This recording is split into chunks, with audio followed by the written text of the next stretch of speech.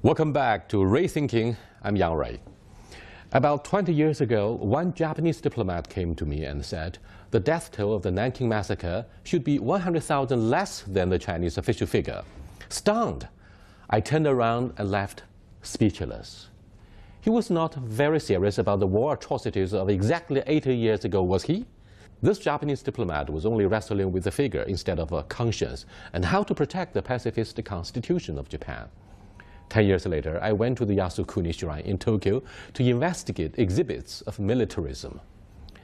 Needless to say, I was horrified by the way war dead and war criminals had been treated there. One sword mounted inside the window captured my attention.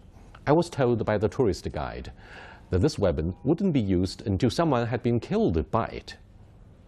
The knife was made at least 2 centuries ago, but the craftsmanship looked perfect. I was reminded later by Benedict's book of Chrysanthemum and Sword.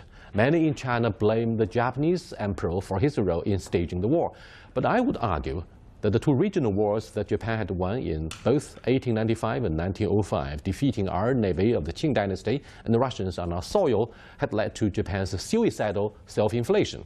In addition, the Wilsonist Union of Nations had failed to condemn Japan for its annexation of our Manchuria in 1931. Its sense of island crisis had also helped Japan ravage neighboring countries and turned European colonialism into fascist tyranny. The immediate reason for Japan to start the pacifist war, however, was the maritime blockade imposed by the U.S. Navy to cut off Japan's fuel supplies. This reminds me of the current massive military maneuvers by the U.S. in South Korea, the largest of its kind under our nose. Does the war game actually aim to humiliate a nuclear-armed enemy and force the DPRK to retaliate? History shows hate and humiliation form a vicious cycle. We seriously condemn Japanese fascism and its traditional militarism, whose haunting specter could still be felt in the noise of ultra-right activists in Japanese politics. But the issue is whether an amendment to the pacifist constitution could pave the way for confrontation near the Diaoyu Islands.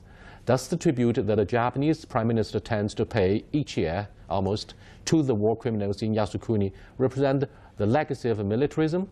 Why does Japan, which proudly says it has undergone deep democratic reform since the end of the Second World War, refuse to acknowledge its war crimes against comfort women from neighboring countries? This is not a myth, but a symbol of Japanese defiance regarding war and the war culture compared with Germans' deep and genuine apology. China is allegedly a forgotten ally of the U.S., despite our huge sacrifice of some 20 million. Senior Chinese leaders say we would never forget. Our military and people are capable of defending our sovereignty and national dignity. That is our version of a fire and a fury. This is RuiThinking. I will see you next time. Bye for now.